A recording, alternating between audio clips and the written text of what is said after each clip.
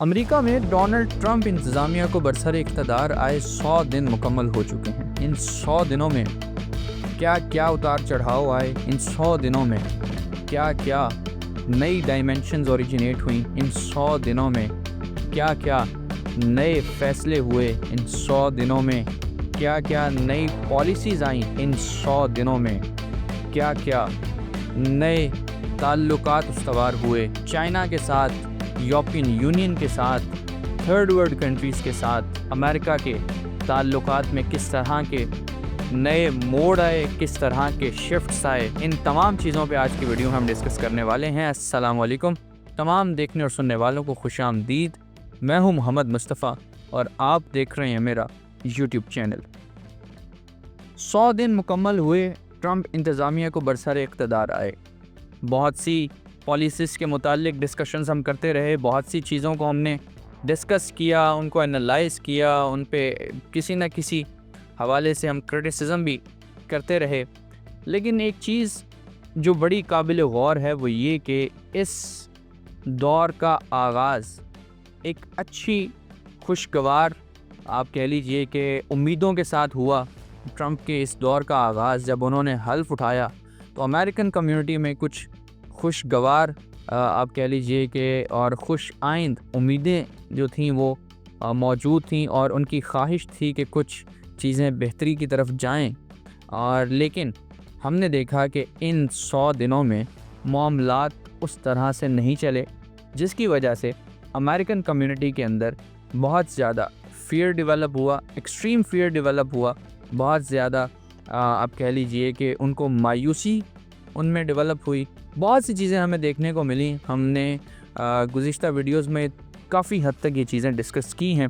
आज की इस वीडियो में हम एक हाइलाइट्स के तौर पे ट्रंप के डिसीजंस, उनकी पॉलिसीज़ और उनके डिफरेंट इस हवाले से जो मामलात हुए पिछले 100 दिनों में वो डिस्कस करने वाले हैं। सबसे पहले तो एक चीज़ जो जहन में रखने वाली है कि यूएस दुनिया की टॉप रैंक्ड इकॉनमी है।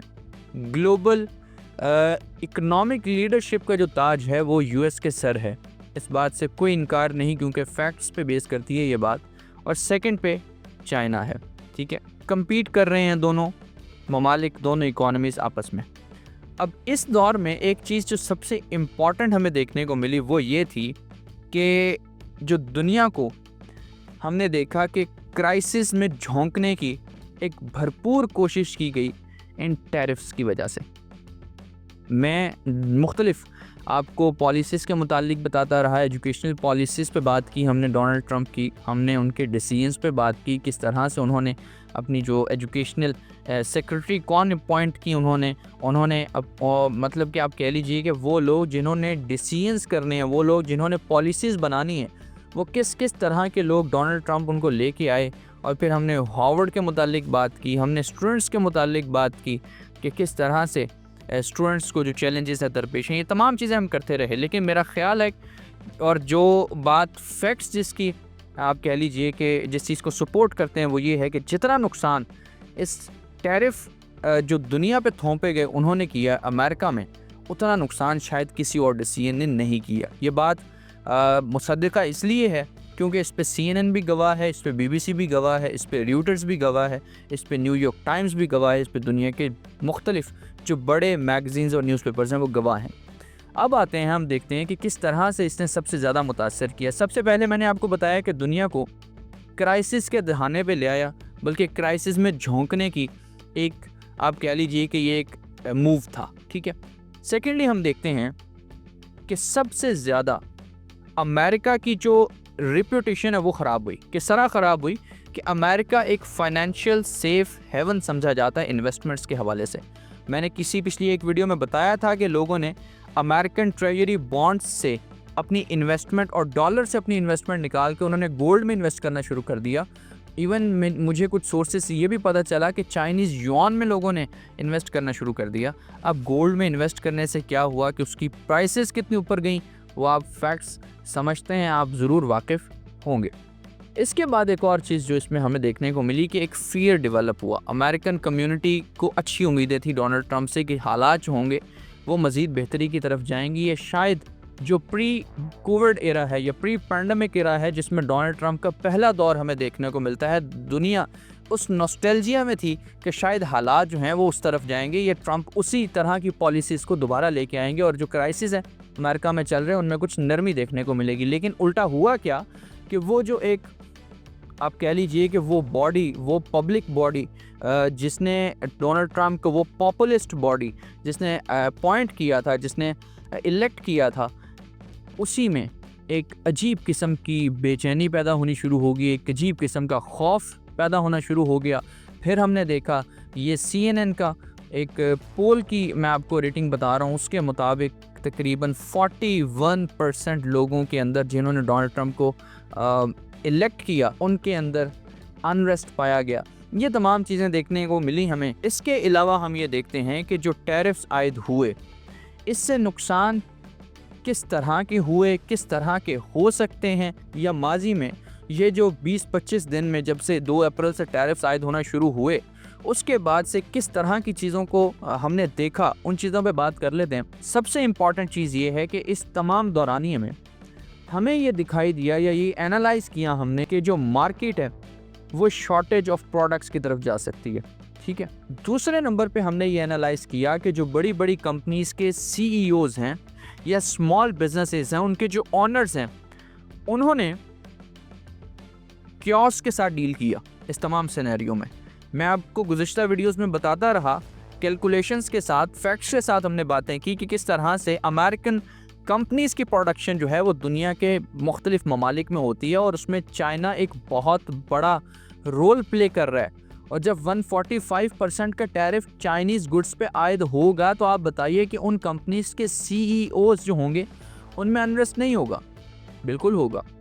क्या वो बिजनेसेस जो अमेरिका में चल रहे हैं और वो रॉ मटेरियल चाइना से इंपोर्ट करते हैं, ठीक है, अपनी प्रोडक्ट्स बनाने के लिए, स्मॉल बिजनेसेस हैं वो, ठीक है, जिन ऑनर्स की पूरी इन्वेस्टमेंट लगी हुई है उस बिज़नेस में, जब आपको रॉ मटेरियल महंगा मिलेगा तो क्या अनरेस्ट क्रिएट नहीं होगा? बिल्कुल होगा। और ये तमाम चीज़ें हमें देखने को मिली। मैंने गुज़िश्ता वीडियोस में ये तमाम चीज़ें हाईलाइट की हुई हैं, मैं आई बटन में उनके लिंक्स जो हैं वो आपको प्रोवाइड कर दूँगा। इसके बाद आप देखते हैं हमने एक और चीज़ देखी कि जो रिसेशन की तरफ मामला जाते हमें दिखाई दिए और दुनिया में ये चहमगोइयाँ शुरू हुई कि ग्लोबल रिसेशन की तरफ दुनिया जा रही है। ये तमाम चीज़ें हमने देखी। अब एक और चीज़ इसमें हम ये देख लेते हैं कि टैरिफ्स ने जो ट्रेड के हवाले से जो अपने राइवल्स को क्रश करने का डोनाल्ड ट्रंप ने एक इंदिया दिया या उन्होंने एक प्लान बनाया, उससे क्या क्या किस किस तरह के नुकसानात हुए। उनमें सबसे बड़ी पहली चीज़ जो है वो ये कि जो ट्रिलियंस ऑफ डॉलर्स की स्टॉक मार्केट है वो वाइप आउट हो गई, बिल्कुल वाइप आउट हो गई, वो डिस्टर्ब हो गई। ठीक है, दूसरे नंबर पे हमने ये देखा जो एयरलाइंस थी उन्होंने अपनी फ़्लाइट्स को कट करना शुरू कर दिया। ठीक है, तीसरे नंबर पे हमने ये देखा कि जो टॉप फर्म्स थी उन्होंने अपने जो आप कह लीजिए कि एनुअल उनके फोरकास्ट से कि इतना हम इस साल में रेवेन्यू जनरेट करेंगे, उसमें जो है उनके फिगर्स में आप देख लीजिए उतार चढ़ाव हमें नज़र आया। चौथी चीज़ हमने ये देखी कि जो रिटेलर्स, ठीक है, जो आप कह लीजिए कि चाइना मेड गुड्स वो बेच रहे थे, ठीक है, यूएस के अंदर, उन्होंने किस तरह के मामलात का सामना किया, मुश्किलात का सामना किया टैरिफ्स की वजह से। पाँचवें नंबर पे आप ये देखिए कि इंटरनेशनल मॉनेटरी फंड यानी कि IMF ने जिस तरह से यूएस की ग्रोथ के हवाले से फोरकास्ट किया कि यूएस की ग्रोथ में बहुत से जो कट्स हैं वो आयद हो सकते हैं, ये चीज़ भी हमारे सामने आई। छठे नंबर पे आप ये चीज़ देख लीजिए कि जो फेडरल रिज़र्व है उनके मुताबिक ये कहा गया कि जो बिजनेसेस हैं, कुछ बिजनेसेस ने लोगों को हायर करना छोड़ दिया, यानी कि हायरिंग पे फुल स्टॉप लगा दिया टैरिफ्स बढ़ने की वजह से। उसके बाद आप ये देखिए कि जो वॉलमार्ट के CEO हैं उन्होंने डोनाल्ड ट्रंप की पॉलिसीज़ के मुतालिक बात करते हुए कहा कि ये जो सप्लाई चेन है इसको ये सीज़ कर सकता है, ये जो ऑन गोइंग समर है इसके दौरान ये सप्लाई चेन को सीज़ कर सकता है जो टैरिफ्स वाला मामला है। अब आप देखिए, एक छोटे बिजनेस ओनर से लेके वॉलमार्ट के CEO तक मैंने बात की, इसी तरह और भी जो बड़ी कंपनीज़ के CEOs हैं वो इसी तरह की अनरेस्ट का शिकार हैं। अब आगे चलते हैं, ये देख लेते हैं जिस तरह मैंने स्टार्ट में बात की कि जो अमेरिकन कम्युनिटी है उनके अंदर फियर ओरिजिनेट हुआ। एक तो मैं आपको पहली वीडियोस में ये भी बताता रहा कि अमेरिकन कम्युनिटी में प्रोटेस्ट भी हुए, बहुत ज़्यादा प्रोटेस्ट किए उन्होंने ट्रम्प की पॉलिसीज़, क्योंकि वो इम्पोज किए जा रहे थे, अपनी पॉलिसीज़ को थोप रहे थे। ठीक है, अब आप एक ये देख लीजिए कि जो CNN का फियर एंड ग्रीड इंडेक्स है उसकी रैंकिंग के मुताबिक फियर, बल्कि एक्सट्रीम फियर जो है इस माह में यानी कि अप्रैल के माह में बहुत ज़्यादा बड़ा है अमेरिकन कम्युनिटी के अंदर। फिर हम ये देखते हैं कि जिस तरह से ट्रम्प की यूनिलेटरल अप्रोच की वजह से नेशनल इमरजेंसी आयद की गई। ठीक है, एक टैरिफ वॉरफेयर का आगाज़ हुआ। उससे क्या हुआ, उससे लीगली भी कॉन्स्टिट्यूशनली भी हमें ट्रम्प क्वेश्चन एबल होते दिखाई दिए। उन पे जो है सवाल उठाए जाने शुरू हो गए, लीगली सवाल उठाए जाने लगे, कॉन्स्टिट्यूशनली सवाल उठाए जाने लगे। हमने ये देखा, ये तमाम रिपोर्ट्स हमें मैगजीन्स और न्यूज़पेपर से मौसूल होती रहीं। उसके बाद हम ये देखते हैं कि डोनाल्ड ट्रम्प की अपनी आरा जो थी वो इस मुतालिक, वो फिर भी इवन एक साइड पे वो देख रहे हैं कि जो लोग हैं उनमें अनरेस्ट पाया जा रहा है, एक तरफ वो देख रहे हैं कि बिजनेस डिस्टर्ब है। जिस चीज़ के बलबूते पे अमेरिका राज करता है वो तो इकॉनमी है। ठीक है, और इकॉनमी उन बिजनेसेस पे बेस करती है, बड़े बड़े बिजनेसेस पे जो अमेरिका में रन कर रहे हैं, और उन बिजनेसेस के CEOs जो हैं इवन उनमें अनरेस्ट पाया जा रहा है। और डोनाल्ड ट्रम्प क्या कह रहे हैं कि if you look at all of the years that I have been doing this, I have been right on things. ठीक है, वो अभी भी खुद को गलत नहीं समझ रहे, वो कह रहे हैं मैं ठीक हूँ। ठीक है, इसके अलावा वो कह रहे हैं you are going to have the wealthiest country we have ever had and you're going to have an explosion upward in the not too distant future। अब एक बात यहाँ पे सोचने वाली है कि न जाने उनके जहन में किस तरह की प्लानिंग है, उनके जहन में किस तरह की चीज़ें जो हैं वो ओरिजिनेट हो रही हैं, डेवलप हो रही हैं। एक तरफ तो पूरा अमेरिकन माशरा हमें अनरेस्ट में नज़र आ रहा है, दूसरी तरफ ट्रम्प मुतमईन नज़र आ रहे हैं। इन तमाम चीज़ों में दरमियानी रास्ता जो एक्सपर्ट्स बयान कर रहे हैं वो क्या है, हम आगे चल के थोड़ा सा इस पर भी बात करेंगे। इसके अलावा हम ये देखते हैं कि डोनाल्ड ट्रम्प ने कहा कि this is one of the most important days in my opinion in American history, यानी कि अमेरिकन हिस्ट्री में ये एक बहुत इंपॉर्टेंट डे है। एक तरफ आप देखिए कि पिछले 70 साल रिकॉर्ड में हम ये देख रहे हैं, स्टैटिस्टिक्स के मुताबिक रिपोर्ट से कह रही हैं कि पिछले 70 साल दौर में ये एक सबसे डाउनफॉल की तरफ जाने वाला दौर हमें नज़र आ रहा है। लेकिन दूसरी तरफ डोनाल्ड ट्रम्प ये कह रहे हैं कि this is one of the most important days in my opinion in American history, it's our declaration of economic independence. इसके अलावा उन्होंने जिस तरह से 2 अप्रैल को लिबरेशन डे कहा, ठीक है, कि वो रिपिंग ऑफ वाला कमेंट आपको याद होगा। ठीक है, ये तमाम चीज़ें ये इस चीज़ की तरफ इशारा कर रही हैं, ये इस चीज़ को बयान कर रही हैं कि डोनाल्ड ट्रम्प अभी तक अपने डिसीजन के ऊपर कायम है और उनका किसी किस्म का भी ऐसा कोई शुबा या शायबा नज़र नहीं आता कि वो अपने किसी डिसीजन की वजह से वो ये समझ रहे हों कि मैं रॉन्ग हूँ, या अमेरिकन कम्युनिटी या ये जो बिज़नेस ऑनर्स हैं ये ठीक हैं। ठीक है, अब आते हैं एक्सपर्ट्स की आरा के ऊपर। एक CNN और SSRS का पोल है, उस एक्सपर्ट्स की आरा से पहले मैं उस पर बात कर लेता हूँ। वो ये है कि जब नवंबर में इलेक्शंस हुए और पॉपुलर वोट के तहत डोनाल्ड ट्रम्प जीते, फिर जनवरी में उन्होंने अपना जो है हल्फ उठाया, फिर हमने देखा कि वो एक पॉपुलर लीडर के तौर पे बरसरे इक़्तिदार आए। ठीक है, फिर हमने देखा कि जिस तरह से उन्होंने डिसीजंस लेना शुरू किए, जो पॉलिसीज़ बनाना शुरू की, उसके बाद जो पोल्स जनरेट हुए और एक जो डिबेट ओरिजिन हुई, उसमें डोनाल्ड ट्रम्प 41% जो है वो उनकी पॉपुलैरिटी में कमी आई।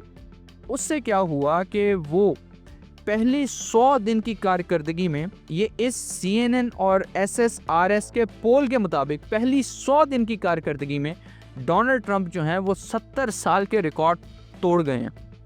यानी कि कारकर्दगी इतनी बुरी है कि ऐसी 70 साल में, यानी कि पहले 100 दिन की कारकर्दगी इतनी बुरी है कि ऐसे पिछले 70 साल में ऐसी कारकर्दगी जो है इन पोल्स के मुताबिक वो नहीं नज़र आती। अब आगे हम एक्सपर्ट्स की आरा को डिस्कस करते हैं। जिस तरह मैं बात कर रहा था स्टार्ट में, ट्रेजरी सेक्रेटरी जो हैं US के स्कॉट बेसेंट, उन्होंने ट्रम्प को जिस तरह से पोर्ट्रे किया एक कैप्रिशियस लीडर के तौर पे, उस पर बात करते हुए उन्होंने कहा कि इन game theory it is called strategic uncertainty.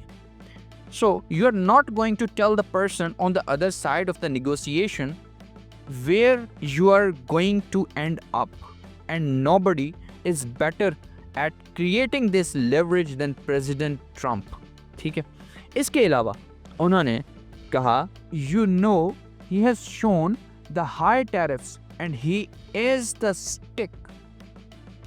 This is where the tariffs can go, and the carrot is come to us. Take off your tariffs, take off your non-tariff trade barriers, stop manipulating your currency, stop subsidizing labor and capital, then when we can talk. ठीक है, ये मैंने उनका comment जो है आपके सामने as it is जो है वो रख दिया। अब समझना ये है कि दो रास्ते हैं। एक रास्ता वो है कि जो प्लान्स डोनाल्ड ट्रंप के जहन में हैं, अगर तो वो कामयाब हो जाते हैं, यानी कि टैरिफ्स लगा के वो जो एंड गोल हासिल करना चाहते हैं कि अमेरिका को वो एक मज़ीद तक़वियत देना चाहते हैं, या वो उनकी स्टेटमेंट्स जो मैं पहले बात करता रहा हूँ, वो अगर ऐसा करना चाहते हैं और वो इसमें कामयाब हो जाते हैं अपने इस डिसीजन से, तो फिर तो चलें कोई बात समझ में आती है। लेकिन उससे फिर होगा क्या कि वो एक जो आप कह लीजिए कि कन्वेंशनल विजडम है, जो एनालिस्ट उन पे तनकीद कर रहे हैं, ठीक है, एक तो वो उसमें फ़तहयाब हो जाएंगे। ठीक है, वो एनालिस्ट जो माजी के आप कह लीजिए कि फैक्ट्स एंड फिगर्स को सामने रखते हुए, माजी के इंसिडेंट्स को सामने रखते हुए उनको तनकीद का निशाना बना रहे हैं, अगर वो अपनी प्लानिंग से कामयाब हो जाते हैं तो एक तरफ तो उनको इसमें फ़तहयाबी होगी, दूसरी तरफ एक चीज़ ये भी होगी कि अगर वो ऐसा करते हैं तो जो दहाइयों की यूएस की जो इकोनॉमिक पॉलिसी है उसमें एक बहुत ज़बरदस्त किस्म का शिफ्ट आ सकता है। ठीक है, ये तो है एक रास्ता। दूसरा रास्ता ये है, अगर वो इसमें नाकाम रहते हैं और अमेरिका समेत दुनिया को वो रिसेशन या ये जो हम कह लीजिए कि एक ग्लोबल अनसर्टेनिटी की तरफ धकेल देते हैं, जिस तरह से खदशात ज़ाहिर किए जा रहे हैं, अगर ऐसा हो जाता है तो फिर उनके पास किसी भी किस्म का पॉलिटिकल एस्केप जो है वो नहीं होगा। ठीक है, फिर उनके पास उनकी एक आप कह लीजिए कि वो जो एक अपनी एक पर्सोनिफिकेशन जो है टैरिफ लगा के वो एक अपनी बहुत हायर गोल्स अचीव करना चाहते हैं, उस हवाले से फिर उनके पास कोई एस्केप नहीं होगा। ठीक है, ये चीज़ थी, ये दो रास्ते थे जो अभी हमारे सामने हैं। लास्ट बात ये है, बड़ी इंपॉर्टेंट बात है, इसलिए मैं आपके सामने रखना चाह रहा हूँ कि अमेरिका के एक बड़े इंपॉर्टेंट जो हैं वो बिलियनियर इन्वेस्टर हैं, केन ग्रिफिन उनका नाम है। उन्होंने वॉर्न किया, ठीक है, वॉर्न क्या किया, मैं उनकी कोटेशन आपके सामने रखता हूँ। उन्होंने कहा कि the United States was more than just a nation, it's a brand. ठीक है, उसके बाद उन्होंने कहा कि it was like an inspiration for most of the world and we are eroding that brand right now. अब आप अंदाज़ा कर लीजिए और ख़ुद ही फैसला कर लीजिए कि इकोनॉमिस्ट्स या इन्वेस्टर्स या बिज़नेस कम्युनिटी या अमेरिकन जो पब्लिक है, उनका जो है वो मामला जो है वो किस तरफ को जा रहा है, या उनकी आरा क्या आ रही हैं, और डोनाल्ड ट्रंप जो हैं उनकी प्लानिंग या उनकी पॉलिसीज़ जो हैं वो किस तरफ को जा रही हैं। फ़ैसला आपका है। अगर आप किसी नतीजे तक पहुँचें, कोई क्रक्स आप निकाल सकें, तो अपनी कीमती आरा से ज़रूर आगाह कीजिएगा। कमेंट सेक्शन आपके लिए मौजूद है। अपना बहुत ख्याल रखिए। अल्लाह हाफ़िज़।